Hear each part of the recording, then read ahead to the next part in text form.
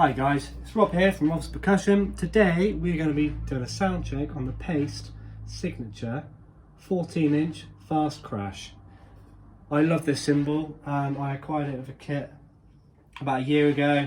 Normally I swap around all my cymbals all the time on my kits, but this one stays. Let's give it a go, see what we think. And any questions, let me know. Like and subscribe, and see you on the other side.